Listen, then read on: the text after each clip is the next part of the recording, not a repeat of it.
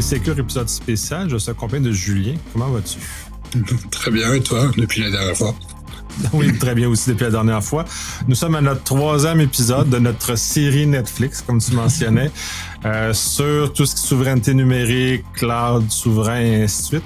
3e épisode, on va faire un peu la boucle, puis c'est ça qui est magnifique. On va aborder SecNumCloud, qui est un peu à l'intersection de la conformité et de la gestion de risque.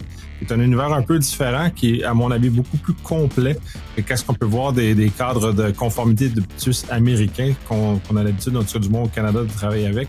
On est dans un univers un peu différent, puis je pense qu'il y a un intérêt réel à s'y inspirer au Canada, du moins. Je vais te laisser abonder là-dedans, puisque vous avez fait l'exercice de conformité et d'analyse de risque associé à ce label-là. Alors, alors peut-être pour expliquer ce qu'est SecNumCloud, pour commencer, SecNumCloud, c'est une qualification qui est donnée par l'Agence nationale de sécurité des systèmes d'information, donc l'agence en charge de la cybersécurité en France.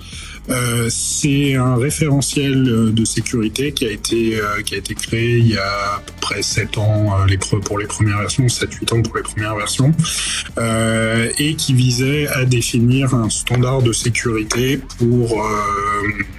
pour les acteurs qui visent à fournir des services de cloud à l'administration, aux grandes entreprises et aux acteurs importants pour la France et de manière plus étendue à toutes les entités économiques françaises. C'est un dispositif qui est pas unique pour l'ANSSI, puisque l'ANSSI définit des référentiels pour plusieurs types d'acteurs. C'est ce qu'ils appellent les visas de sécurité, donc une sorte de label pour le coup qui est donné à tout un ensemble de fournisseurs de services. Et SecNumCloud, c'est pour les opérateurs de cloud, mais il y en a aussi pour les prestataires d'audit, les prestataires de maintenance informatique, les sociétés de services, etc., etc. Donc il y a plein je crois qu'il y a une petite dizaine de référentiels qui sont soit en production, soit en cours de développement. Et l'idée, c'est que l'ANSSI et la France développent un écosystème de confiance pour l'environnement économique local, qui permet de s'assurer que les acteurs de la cyber et des services associés à la cybersécurité soient bien alignés avec les exigences formulées par l'Agence de sécurité des systèmes d'information. Du coup, quand SecNumCloud a été publié, le marché, de manière générale, a pas mal hésité parce que c'était un référentiel assez compliqué, assez dense. Il y a eu pas mal de questions qui se sont posées à l'époque sur est-ce que ça a vraiment du sens de créer une nouvelle certification alors qu'il y en avait déjà. Il y en a déjà plein. Et même nous chez OVH Cloud à l'époque, le choix il n'était pas évident. On a mis assez longtemps avant de se décider à franchir le pas. Typiquement, on n'était pas rentré dans la phase expérimentale, la première phase. On a attendu que le référentiel soit officiellement publié pour lancer la démarche. Et ça a été un choix qui était pas évident. Alors il y a 6 ans, il y a 7 ans, le contexte était pas du tout le même. La souveraineté, c'était pas vraiment un sujet. Le marché était pas du tout sensibilisé à cette problématique-là. Et à l'époque, tout le monde imaginait le cloud comme un marché réservé à quelques grands acteurs de taille internationale qui allaient proposer ça sous forme de commodities standardisées pour tout le monde. On a pris la décision à l'époque, on a pris une bonne décision parce que c'est structurant et ça crée de la valeur, de se positionner sur un produit donc qui était Hosted Private Cloud, donc des environnements de virtualisation privatifs, c'est-à-dire vous avez du matériel dédié avec un environnement d'exécution basé sur les technologies VMware, qui était à l'époque le produit qui répondait au plus de use cases. C'est-à-dire que il répondait pas à tous les use cases ultra pointus, mais par contre, il avait un champ d'application extrêmement large, et c'est ce qui fait qu'il était très utilisé par nos clients entreprises, moyens et grands comptes, qui sont ceux qui sont les plus exigeants et qui avaient le plus d'attentes en sécurité. Il y avait aussi des caractéristiques en termes d'opération qui faisaient qu'on était assez facilement, alors des guillemets sur le assez facilement, c'était un des produits les plus faciles à instancier dans un contexte d'exécution particulier qui permettait de respecter le référentiel. Du coup, on a fait ça au tout début, parce qu'on devait être les quatrièmes en France à être qualifiés Secnum Cloud sur ce produit-là, et c'est un produit qui se vend très bien, qui marche très bien, et on a décidé. Alors le contexte géopolitique évoluant, c'est devenu de plus en plus une évidence que la souveraineté et la maîtrise de son destin technologique était de plus en plus important. C'est devenu une évidence qu'il fallait qu'on développe notre catalogue, en tout cas une partie importante de notre catalogue, dans un contexte dit souverain, de confiance, et que un des marqueurs de cette souveraineté et de cette confiance, c'était cette qualification Secnum Cloud. Du coup, on a continué à enrichir notre produit initial, celui sur lequel on a commencé la démarche, et depuis on a lancé une deuxième qualification sur un socle technologique différent qui s'appelle Bare Metal Pod, qui est un environnement vraiment de data center dédié, donc c'est des baies de serveurs dédiés qui vont être affectés aux clients avec tout un environnement qui permet d'orchestrer ces serveurs et de déployer des applications, des environnements techniques orchestrés par des briques OpenStack. Et du coup, on a fait qualifier ce produit, on a obtenu la qualification il y a quelques mois. Donc, et l'avantage de cette approche-là, c'est que maintenant, on va pouvoir construire tout notre catalogue sans avoir les limites que nous imposait aussi Private Cloud, qui forcément par les choix technologiques liés à la plateforme faisait qu'on pouvait pas déployer ce qu'on voulait dessus. Et du coup là maintenant on a beaucoup plus de capacité à l'avenir pour pouvoir déployer tout notre catalogue dans un contexte Secnum Cloud. Et c'est ce qu'on fait. On a une roadmap hyper ambitieuse pour porter les produits standards de VH Cloud dans un contexte Secnum Cloud et être capable progressivement, dans ce contexte qualifié, de proposer un catalogue de plus en plus riche. Donc,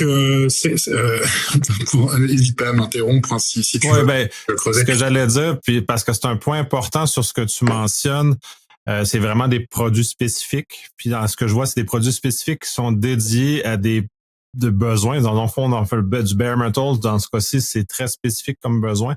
Ou même des parcs VMware aussi privatifs, c'est aussi très spécifique. Donc, je vois que vous avez construit donc nécessairement de la base, et c'est au-delà d'une SOC, c'est vraiment une fondation très, très, très de base sur laquelle vous avez fait évaluer vos services conformes, donc maintenant évalués. Donc, vous allez, puis c'est un peu ce que tu mentionnes, vous allez construire le reste. Vous allez reconstruire votre catalogue sur des bases qui sont déjà normalisées, labellisées Secnum Cloud. Ouais, effectivement. Alors il y a une vision orientée client, donc qui ont besoin d'infrastructures de volume et de capacité de calcul, et avec cette capacité de gestion que fournit le produit. Mais là, on s'adresse à des très grosses structures, des grosses structures ou des très grosses structures, à des éditeurs de logiciels, à des sociétés de services qui vont déployer des projets pour le compte de leurs clients. On s'adresse pas à la petite start-up du coin qui a besoin de ressources. Par contre, dans un deuxième temps, c'est ce sur quoi on est en train de travailler aujourd'hui. Nos équipes produits vont consommer cette brique de base comme nos clients et construire leurs solutions et leurs produits sur cet environnement-là, exactement comme le ferait un éditeur de solutions logicielles SaaS qui prendrait du Bare Metal Pod pour construire sa solution. Nos équipes produits vont faire la même chose. Du coup, si on, je pense qu'il faut qu'on explique un petit peu ce qu'est Secnum Cloud en détail pour expliquer qu'est-ce que ça change par rapport à des entre guillemets nos produits cloud standards. Oui, absolument. Puis c'est là, je rebondis sur ce que je disais. Quand vous avez reconstruit une offre complète basée sur ça, contrairement à ce qu'on voit, disons, avec du SOC 2, ISO 27000 ou des choses, ça va être soit l'ensemble ou une partie qui est certifiée. Donc, semblerait, je dirais facilement avec des guillemets, là, mais peut-être plus facilement en l'occurrence qu'avec Secnum Cloud, parce que le processus est plus complet et plus, disons, invasif de la part que Secnum Cloud fonctionne. mais en même temps, donc, vous avez cette obligation-là de construire vraiment de zéro, contrairement à juste, on a quelque chose, on certifie, on coche des cases, puis on avance. C'est ça. En fait, l'environnement d'exécution, et j'expliquerai pourquoi après, il est complètement autonome. C'est-à-dire que globalement, les gens qui travaillent, le système d'information qui opère les produits SecNumCloud, c'est un deuxième système d'information, donc c'est un plus petit OVH Cloud, qui est pas à la même échelle que le reste de vos produits, parce qu'évidemment, on n'est pas à la même taille, mais on a toutes les primitives qui sont nécessaires pour faire tourner un environnement produit avec toute l'automation. Et ça veut dire jusqu'au poste de travail des utilisateurs. Aujourd'hui, un administrateur qui va se faire de l'administration SecNumCloud, il a une machine physique dédiée pour travailler dans le monde SecNumCloud. Et s'il fait aussi des opérations dans le monde normal, il va avoir une machine d'administration normale pour le monde normal, où il va se connecter à un VPN, le VPN d'OVH Cloud. Il va utiliser les bastions, les systèmes de monitoring, d'observabilité, etc. d'OVH Cloud. Quand il va travailler dans le contexte SecNumCloud, il va avoir son laptop SecNumCloud, il va se connecter à un VPN SecNumCloud et il va travailler sur un contrôle plane avec l'observabilité, les bastions, la YAM, etc. qui sont spécifiques à SecNumCloud. Et aujourd'hui, évidemment, il n'y a pas tous les services du système d'information d'OVH Cloud disponibles en contexte SecNumCloud, mais il y a tout ce qui est nécessaire pour opérer un produit et faire de la production. Donc, évidemment, on n'a pas la comptabilité, le système de tickets clients, etc. Mais par contre, tout ce qui permet d'opérer le service est dupliqué dans un contexte SecNumCloud complètement autonome, sans aucun lien direct avec le système. Et c'est ça qui fait que c'est très compliqué, parce que on doit reconstruire de zéro tout un environnement d'exécution autonome et suffisant. Et quand on connaît un petit peu les architectures d'un cloud, de gestion d'une infrastructure complexe, en fait, on a énormément de dépendances. On a un arbre de dépendance extrêmement complexe où chaque service va dépendre d'un Kubernetes, va dépendre d'observabilité, va dépendre de gestion d'IAM, va dépendre de briques de déploiement de code, etc., etc. Et du coup, quand on est dans le contexte SecNumCloud, en fait, il faut soit apprendre à se passer de ces primitives qui sont bien pratiques qu'on utilise dans le monde normal, soit les redéployer dans un environnement spécifique. Et du coup, c'est ça qui est hyper compliqué. Parce que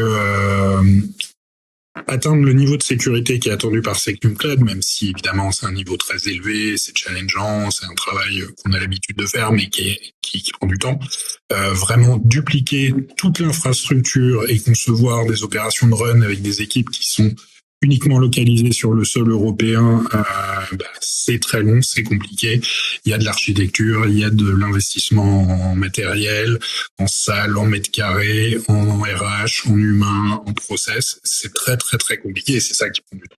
Beaucoup plus que juste atteindre un bon niveau de sécurité sur la plateforme.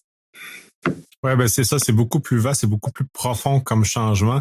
Et comme tu le mentionnes, c'est un volet de réarchitecture de base qui part de zéro, puis même jusqu'à la sécurité physique, sécurité du personnel et tout, ça touche vraiment tous les aspects de ce que vous avez. Donc, c'est quand même un travail gigantesque d'avoir passé de ça puis d'avoir établi les premières bases. Et puis, en ce sens, c'est intéressant d'avoir choisi un produit test comme les fermes des fermes d'hypervisor de VMware, mais ensuite d'aller en bare metal vraiment, puis en fait, comme tu mentionnes, de vous permettre de reconstruire de zéro l'ensemble de l'offre dans un environnement qui est certifié et qui va poser des défis aussi, parce que reconstruire l'offre, puis dans ce que j'en comprends, c'est pas juste on prend ce qui était avant, on le met dans le SecNumCloud, il y a quand même de la réarchitecture, de la refonte à faire et de la reconstruction de ces services-là qui vont respecter les grands principes de SecNumCloud pour qu'ils soient certifiables par la suite. Oui, parce que avant de zoomer sur les exigences du framework, ce qu'il faut comprendre, c'est qu'un opérateur de cloud, quand on opère, on va dire, 50 000 environnements clients, en fait, on a des centaines de serveurs, voire des milliers de serveurs qui servent à faire tourner l'automation, l'observabilité, la gestion des droits, l'environnement d'exécution de toutes ces fonctions-là. Et du coup, on a plusieurs centaines de machines qui sont extrêmement complexes à gérer, à déployer, à opérer. Et du coup, quand on repart du sol, en fait, il faut reconstruire complètement tout cet environnement d'exécution. On peut pas capitaliser sur ce qui existe déjà. Et alors, au-delà de la complexité à le faire, il y a aussi une complexité à le décider. C'est-à-dire que quand on décide de faire une zone sec NumCloud, on sait que entre le moment où on prend la décision et le moment où le premier serveur du premier client va être allumé, il va se passer 18 mois et qu'on va investir énormément d'argent pour acheter du matériel, pour passer du temps, pour déployer des choses. Alors que c'est des choses qui existent à côté et qui fonctionnent déjà. C'est ça qui est difficile à faire. Et du coup, c'est un investissement et un projet qui est très très compliqué parce que c'est un vrai investissement avec un retour sur investissement qui vient longtemps après.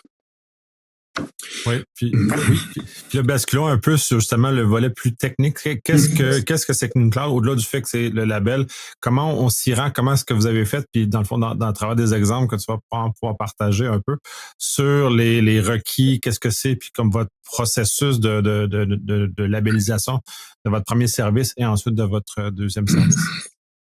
Alors, déjà, juste pour comprendre l'aspect conformité, parce qu'il y a des chiffres qui sont assez intéressants, c'est que NumCloud, quand on récupère le document public, et vous pouvez le récupérer, il est sur le site de l'ANSSI, il est facile à trouver, c'est à peu près 280 exigences à répondre. Il y a 280 exigences, c'est déjà beaucoup.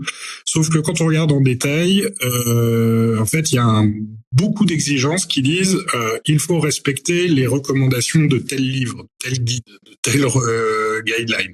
Et du coup, quand on regarde dans le détail de chacun de ces guides, parce que l'ANSSI a écrit beaucoup de guides, et du coup, il demande effectivement à ce qu'on respecte les bonnes pratiques de gestion TLS, de gestion de hardening Linux, etc., etc. En fait, on multiplie très vite par 5 le nombre d'exigences. Et après, ce qu'il faut comprendre, c'est que les exigences, elles formulent un objectif.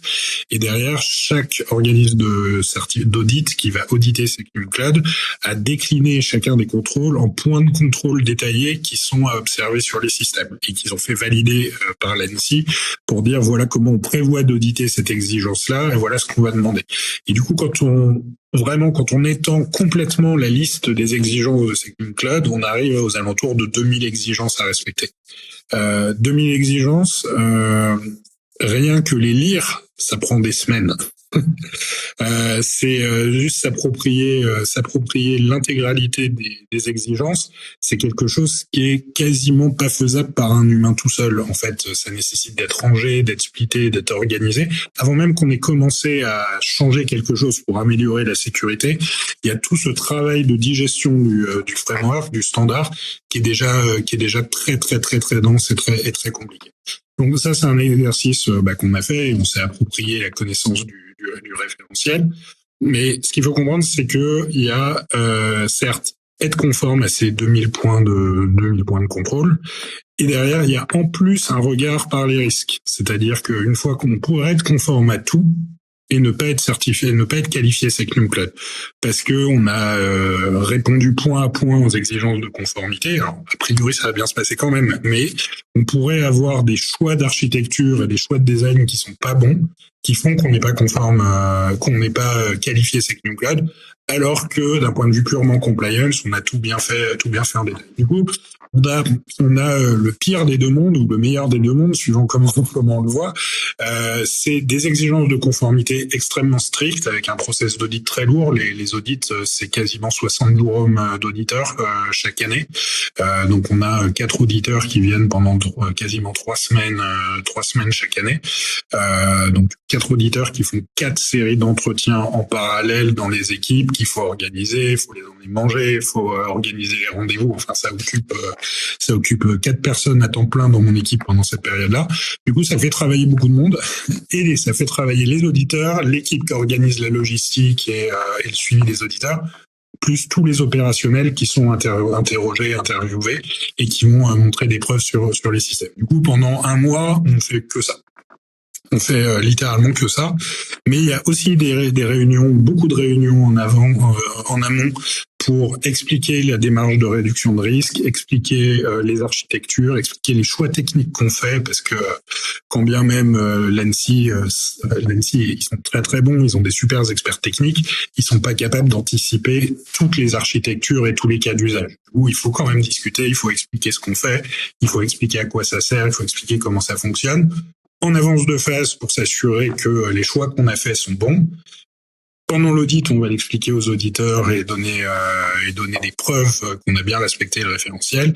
Et après l'audit, quand les auditeurs vont trouver des écarts, des déviations, ou qu'on n'est pas d'accord avec eux sur est-ce qu'on est conforme ou pas, il y a de nouveau des discussions avec les auditeurs et l'ANSSI sur justement la mise en perspective risque. Et puis, évidemment, sur 2000 exigences, il y en a forcément sur lesquelles on n'est pas complètement conforme. Au final, ils trouvent qu'on n'est pas conforme. Et du coup, derrière, il y a toute une partie gestion des plans d'action correctifs à mettre. Du coup, c'est un travail assez colossal de gérer ça. Il y a un très très gros investissement pour lancer la démarche, pour construire la structure qui permet de gérer les qualifications SecNumCloud. Et du coup, maintenant qu'on a ça, effectivement, maintenant la machine est lancée, on a toute cette structure et on cherche évidemment à la rentabiliser, à la capitaliser au maximum pour s'appuyer sur tout ce qu'on a déjà fait, tout ce qu'on a déjà validé, les architectures qui sont déjà validées par les experts de l'ANSSI et nos auditeurs pour essayer de construire et d'aller chercher plus de valeur pour nous. Oui, puis dans les informations qu'ils vont récupérer, parce que pour ceux qui sont plus habitués au référentiel américain, on a déjà des éléments qui viennent cadrer. Comment SecNumCloud vient, j'imagine qu'ils doivent jouer dans les mêmes zones, donc il y a une limite à la réinvention, mais comment ça se répercute dans la façon ou l'approche que l'ANSSI va venir vérifier? Les points de contrôle vont ressembler à quoi? Est-ce qu'il y a des points de contrôle dans l'univers physique, humain, technologique, les points d'architecture, tu mentionnais, l'architecture, c'est flou, oui, mais tu sais, c'est pas comme un contrôle facile. Oui, la règle est là. Donc, un point de vue, tu mentionnes justement, il y a de la négociation sur l'architecture parce qu'on peut débattre sur la valeur de l'architecture et ainsi ensuite passer en risque.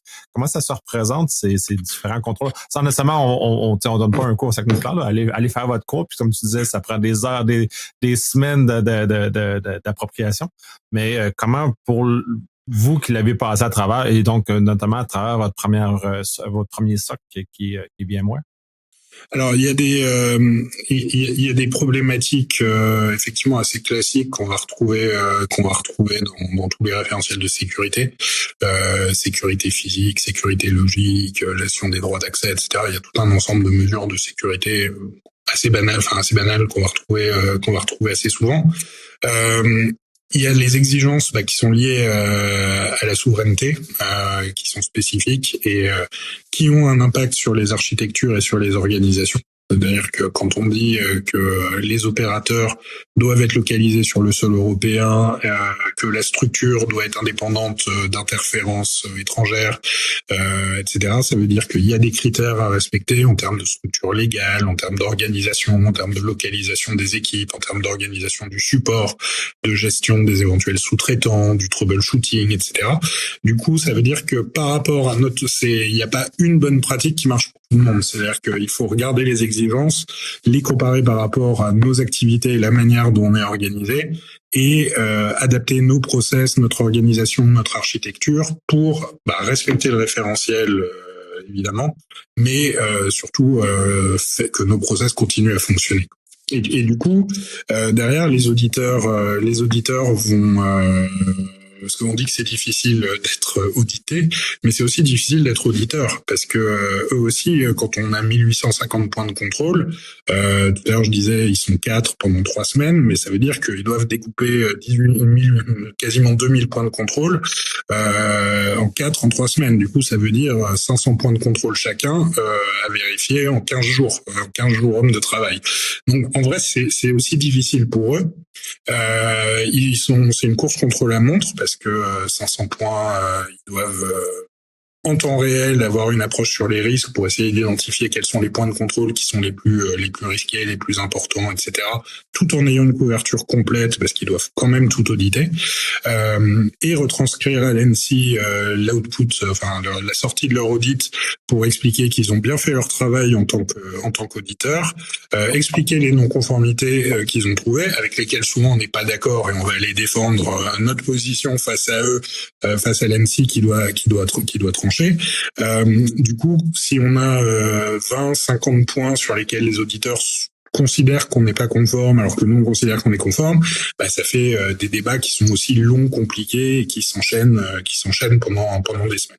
Du coup, alors évidemment le plus simple c'est d'être 100% conforme avec l'ANSSI, aligné avec l'architecture qu'on a proposée et les auditeurs qui trouvent que ce qu'on a fait c'est super. J'aimerais bien que ça se passe toujours comme ça. La réalité est souvent un peu plus compliquée. En général, ça se passe comme un audit, un peu sous le même format qu'un audit ISO 27001, mais sous stéroïdes. C'est-à-dire qu'un auditeur ISO 27001, il va regarder qu'il y a un process, regarder quelques exemples de preuves pour vérifier que le process fonctionne bien. Et s'il a un doute, il va creuser en profondeur pour aller vérifier, soit lever le doute qu'il a où il se dit là il y a quelque chose qui va pas, soit aller chercher vraiment la petite bête et démontrer qu'il y a un problème. Sur Secnum Cloud, les auditeurs font ça quasiment systématiquement. Du coup, ils sont dans cette logique d'aller creuser tous les points en profondeur et d'aller vérifier que y a pas de loup, que c'est pas juste des procédures de pure compliance qui sont pas appliquées, que quand il y a un problème opérationnel ou en tout cas qu'ils se rendent compte qu'il y a un souci, ils doivent réfléchir à est-ce que le souci c'est un bug, une erreur locale, ou est-ce que c'est un problème de process qui montre que le processus n'est pas fonctionnel dans la durée. Et du coup, ils vont faire cet exercice-là de manière hyper systématique. Là où dans des audits un peu plus légers comme ISO, SOC, etc., il va y avoir cette approche-là, mais de manière ponctuelle sur certains points. Là, ça va être beaucoup plus systématique. Ce qui fait que les audits vont très en profondeur. Et vu qu'ils sont 4 auditeurs, on a en général un auditeur organisationnel, un auditeur sécurité physique et 2 auditeurs techniques IT. Du coup, ils peuvent vraiment creuser et se donner à cœur joie dans leur domaine d'expertise. Et en général, on a l'expert crypto qui va aller creuser les ciphers, les configurations, etc. Et puis un architecte ou quelqu'un qui a une approche qui va du coup challenger la cohérence des infrastructures. On apprend et on progresse aussi. Les audits, ça sert pas juste à donner un tampon si ça se passe bien ou un coup de fouet si ça se passe mal. C'est aussi un moment où on prend le temps de réfléchir et de prendre de la hauteur par rapport aux choix opérationnels qui ont été faits, etc. Et d'avoir un regard tiers, un regard extérieur qui vient challenger, poser des questions, un peu nous chahuter dans nos convictions, en sachant que derrière on a quand même l'arbitrage de l'ANSSI si jamais on est vraiment très très sûr de nous et que les auditeurs considèrent qu'on n'est pas d'accord. Et d'ailleurs, cette relation à 3, elle marche bien, mais elle a un coût opérationnel. C'est-à-dire que dès qu'on doit se synchroniser à 3, il suffit de déjà trouver un créneau pour faire un meeting à 2, c'est compliqué. Dès qu'on est à 3 avec 2 ou 3 personnes par entité, très vite, organiser un meeting, c'est dans 2 semaines, c'est dans 3 semaines. Et du coup, si on a 25 points à discuter en meeting, très vite, ça prend 3 mois, quoi. Donc,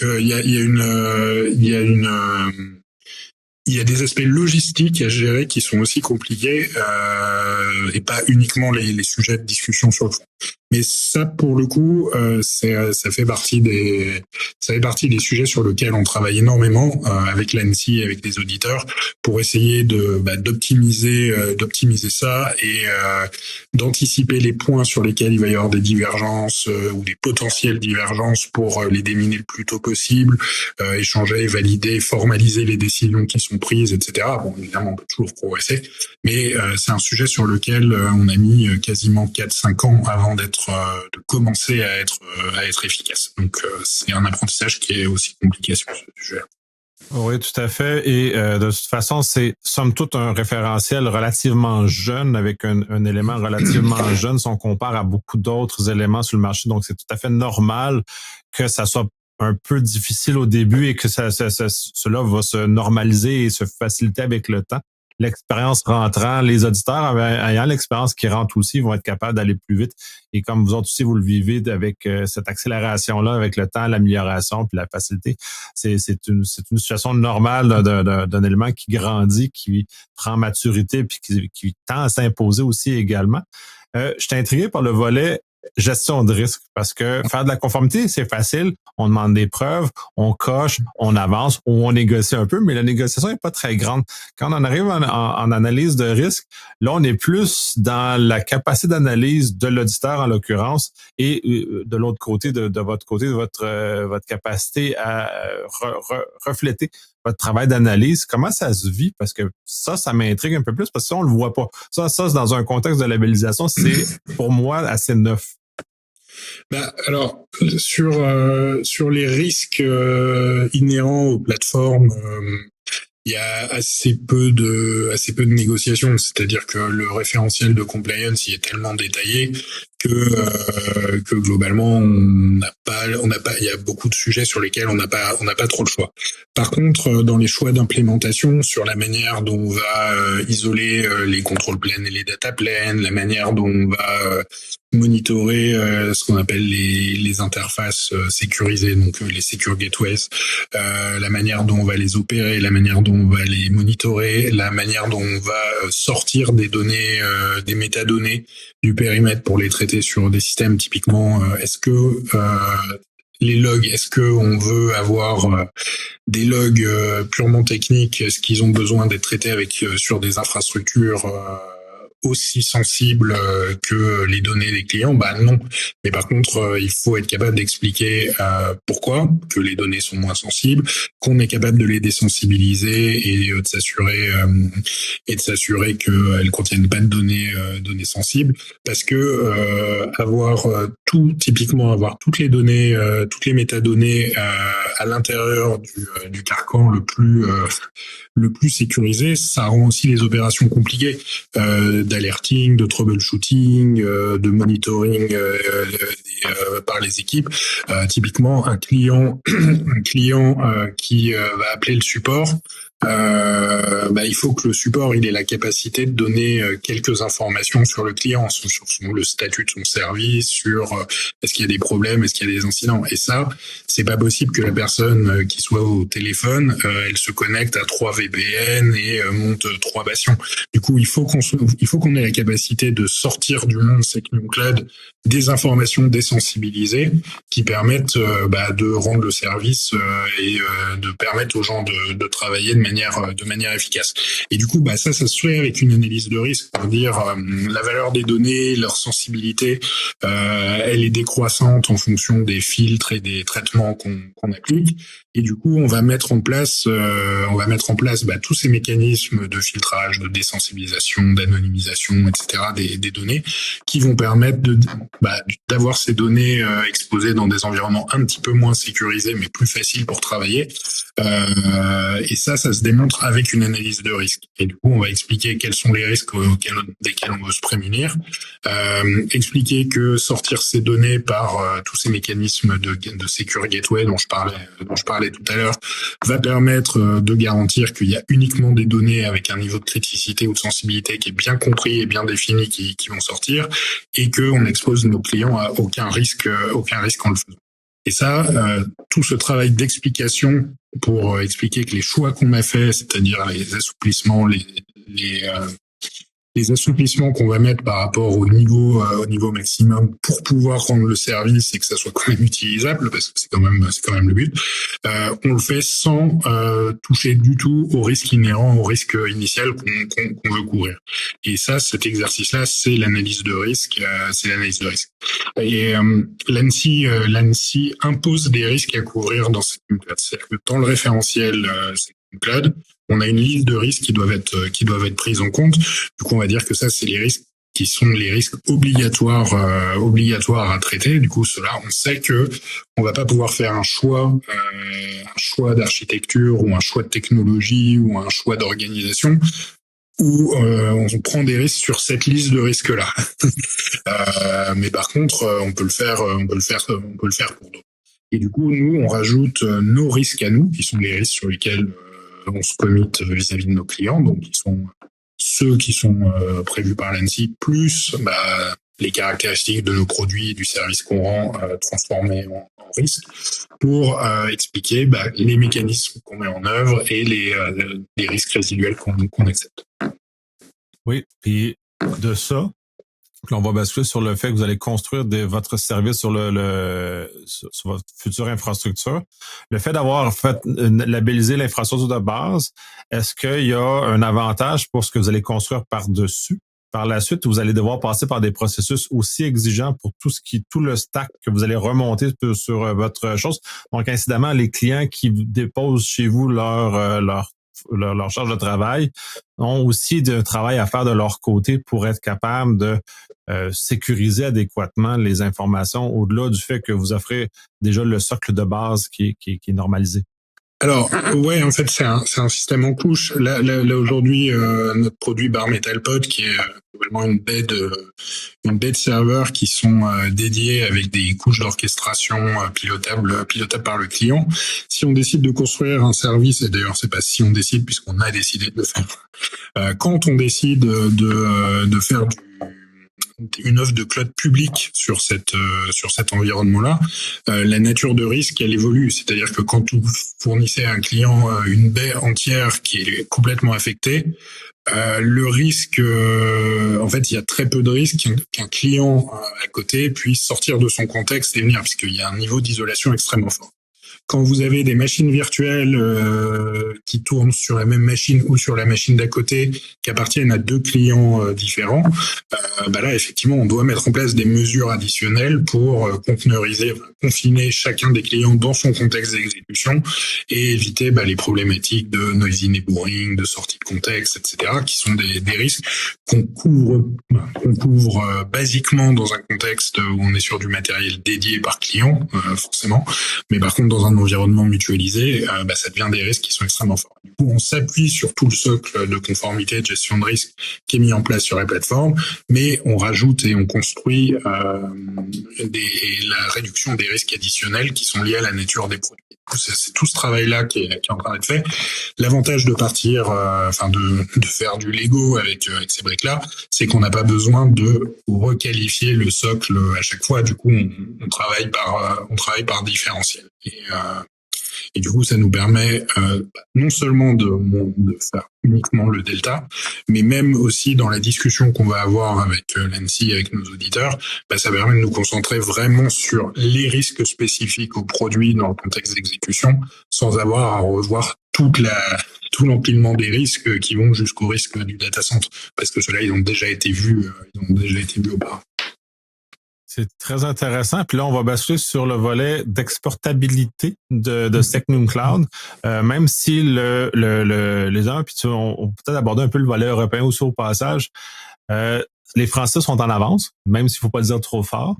Ils ont été très actifs sur cette élaboration-là et ont été clairvoyants sur comment le marché allait changer, comment la situation géopolitique allait changer. C'est un coup de dé parce que ça aurait pu ne pas donner ça, un peu comme tu mentionnais en amont, que c'était peu populaire quand ça a été élaboré. Maintenant, c'est un sujet qui anime tout le monde. Donc, de passer d'un à l'autre, je sais qu'il y a des initiatives européennes similaires à ça. Et pour moi, ce qui me préoccupe, parce qu'on a un peu une situation similaire, c'est l'exportabilité au sens canadien de cette approche-là. Au-delà du fait que ça ne sera pas labellisé par l'ANSSI pour des raisons évidentes, mais quand même, tout ce processus, ce chemin, cet acquis que vous avez, parce que vous avez un acquis très important, de pouvoir le répéter à d'autres endroits, notamment au Canada, pour arriver avec un niveau équivalent, peut-être pas labellisé, mais au moins équivalent en termes de valeur et d'ajout et de souveraineté qui est acquis par cette expérience-là. Ouais, alors il y a deux volets dans la question. Le premier, c'est sur les différents pays. Alors nous au niveau européen, là effectivement, c'est que Cloud, c'est un des référentiels les plus exigeants en Union européenne. Il y en a d'autres dans d'autres pays. Il y a C5 en Allemagne, il y a ENS en Espagne, il y a AGID, maintenant ça s'appelle ACN en Italie, et il y a d'autres référentiels plus ou moins matures dans d'autres pays. Du coup, nous, on est conforme et on travaille sur ces référentiels-là. Du coup, on les connaît en détail.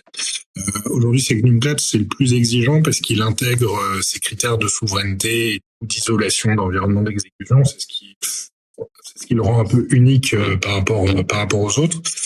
Il y a une démarche de normalisation au niveau européen pour avoir un référentiel de sécurité européen qui s'appelle EUCS, donc qui est en cours de négociation.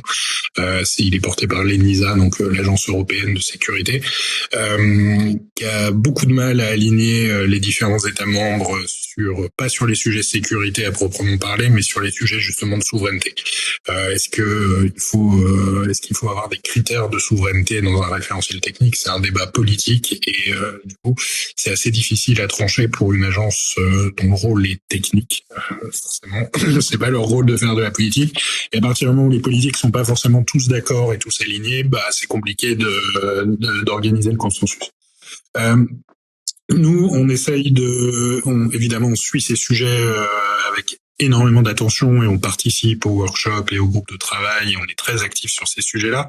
Mais on essaye de tracer notre route en parallèle en étant en cohérence avec ces discussions-là.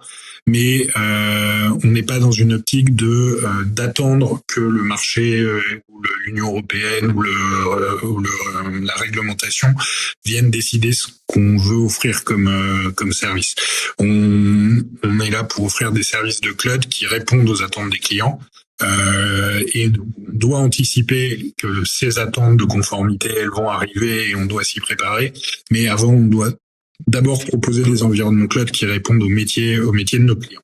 Du coup, aujourd'hui, les plateformes qu'on a mis en place pour SecNumCloud, Hosted Private Cloud SecNumCloud et par Metalpod SecNumCloud et celles qu'on va lancer demain, elles n'ont pas été conçues uniquement dans une logique purement francophone et française. Ça a été conçu et designé pour être réplicable, duplicable dans d'autres contextes. Évidemment à adapter localement, puisque le jour où le Canada voudra se certifier ou des environnements de ce type-là, il y aura peut-être des exigences complémentaires, il y aura peut-être des mesures de sécurité ou des mesures qu'on a mis en œuvre qui seront pas pertinentes et qui seront pas attendues et qui coûtent cher et qui créent de la complexité qui est pas nécessaire.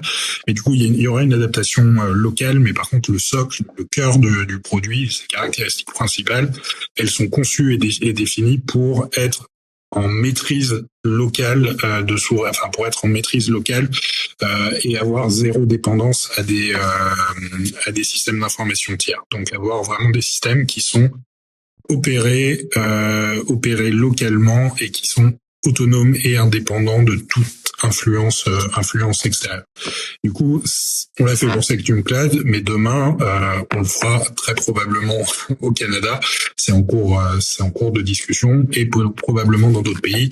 En Asie-Pacifique, on a des discussions dans certains pays pour répondre à ce besoin-là, parce que évidemment il n'y a pas que la France qui est sensible à ces notions-là, et je crois savoir que le Canada l'est aussi très, très fortement. Et du coup, on a vocation à dupliquer la plateforme, à l'adapter évidemment aux attentes locales et notamment aux attentes des grandes entreprises et des grandes administrations, pour s'assurer que avec ce socle compliant, autonome, sous contrôle complet, on est capable de répondre aux attentes de ce marché. Oui, puis c'est une expertise qui est quand même rare, puis c'est pour ça que je l'ai mis de l'avant, parce que il y a peu d'entreprises ou peu de cloudeurs qui ont mis le temps d'arriver à ce degré de séparation et de mise en place d'une autonomie locale et réplicable dans les différentes juridictions, parce qu'effectivement, comme tu le mentionnes, l'appétit à la souveraineté va grandir. On en a abordé dans les 2 derniers épisodes d'ailleurs. Ça va grandir et faut pas que ça l'empêche les gens de collaborer, faut pas que ça l'empêche, faut qu'on soit capable de mixer un peu les deux et d'arriver à la chose. Puis cette expertise-là qui est exportable est très intéressante. J'ai fort l'impression qu'on va l'adopter ici éventuellement parce qu'il y a de plus en plus d'intérêt à ça. La conversation, autant je parlais à des gens qui ne croyaient pas à ce que je disais il y a quelques années. Puis comme en France, la France a devancé, mais quand même, ça fait plusieurs années que je m'y intéresse. Puis justement, de voir comment la France se positionne et en anticipation. Puis moi aussi, donc j'étais un peu clairvoyant, peut-être moins longtemps d'avance que la France, mais clairvoyant sur le fait qu'à terme, on devrait arriver à des choses comme ça. Même si on collabore avec des multinationales, même si on collabore avec quelque chose comme ça, on n'est pas toujours dans le travail ou des choses comme ça, mais c'est important que cette connaissance-là soit faite. On a fait un grand tour de Secnum Cloud et tout ce que ça comporte. Est-ce que tu as des aspects qu'on n'a pas couverts que tu aimerais aborder? Non, peut-être pour aller encore plus loin dans l'exemple, c'est que là on parle de Secnum Cloud, on est dans un environnement opéré par le cloud provider pour le compte du client. Et quand je disais qu'on avait conçu le système pour être autonome, il y a une version de Bare Metal Pod qu'on appelle On-Prem Cloud Platform, qui a vocation à fonctionner dans les locaux de nos clients. C'est-à-dire, si tu as un data center à toi, je te souhaite, tu peux commander une baie Open Cloud Platform, On-Prem Cloud Platform, pardon, et avoir un fonctionnement qui est soit opéré par nous à distance, on va se connecter, tu vas nous ouvrir une connexion réseau pour qu'on opère à distance, soit opéré directement par toi et tes équipes en autonomie complète, et nous on verra, on n'aura même pas accès aux données.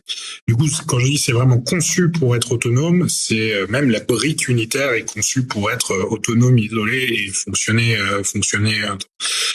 complètement de manière complètement autonome. Du coup, je sais pas si c'est le sens de l'histoire d'avoir tous les workload cloud qui fonctionnent at edge en autonomie. Probablement pas, parce qu'il y a des cas d'usage, et il y a beaucoup de cas d'usage où on a besoin de cette mutualisation et factorisation des ressources. Et d'ailleurs, c'est pour ça que nous, on a les deux modèles. On a ce modèle cloud public très large qui permet de répondre à des cas d'usage avec une vraie facilité pour tous nos clients habituels. Et après, on a ces besoins spécifiques avec des engagements de sécurité, des engagements des commitments spécifiques sur la sécurité, la souveraineté, l'autonomie, etc. Et en vrai, je crois qu'on avait un peu évoqué ça dans le premier meeting, c'est que en gros, on a dans la première émission, c'est que on arrive à un moment où le marché, il veut plus uniquement des offres standardisées one size fits all, mais il veut une personnalisation des offres de cloud. Et en fait, il veut un standard, et aujourd'hui il y a des standards qui sont indiscutables, un standard technique, un standard en termes de consommation, en termes d'usage, mais en rajoutant ses contraintes, ses spécificités, ses exigences, ses souhaits, sa volonté dedans pour avoir un produit qui répond exactement à ses besoins. Et ça peut être dans certains cas le respect de l'écologie, dans d'autres cas le respect de l'autonomie stratégique, dans d'autres cas ça peut être les coûts pour réduire au maximum les coûts financiers. Ça peut, mais chaque client a des sujets sur lesquels il est particulièrement intéressant, et des acteurs comme EVH Cloud, ils sont là pour aller occuper ce terrain-là en proposant une proposition de valeur un peu alternative avec ces notions de maîtrise, de souveraineté, de respect de l'environnement, etc. Tout en proposant des clouds standards. Et du coup, des fonctionnalités de cloud habituelles qui se consomment de la même manière que chez nos concurrents. Et du coup, c'est un peu la perspective du futur du cloud. C'est des briques qui sont presque des commodities très standardisées, des briques interchangeables pour construire ces systèmes d'information, et des caractéristiques qui sont normalisées, qui sont les mêmes partout, et des caractéristiques additionnelles qui permettent d'avoir vraiment une adaptation à ses besoins, sa culture, son contexte, son organisation, et s'assurer qu'on a vraiment un service qui est complètement adapté à ses besoins. Oui, mais ça boucle bien sur la série, justement. On commence justement sur la normalisation, on termine sur la normalisation, cette capacité-là. C'est des très beaux outils. Je te remercie énormément de ton temps. Ça a été très intéressant, cet échange-là. J'en ai appris beaucoup au passage. J'espère que les gens aussi en ont appris autant que moi au passage de cette notion-là, comment on aborde la souveraineté et comment on articule ce changement. Je pense que c'est un point de bascule au sens infonuagique où maintenant on passait de genre, comme tu mentionnais, tout dans le cloud, puis là, on espère que ça fera un retour à un équilibre entre les deux univers dans lesquels on recompose un peu, où on se réapproprie les outils technologiques pour arriver à faire notre mission. Super, merci beaucoup, c'était une très bonne série. Merci.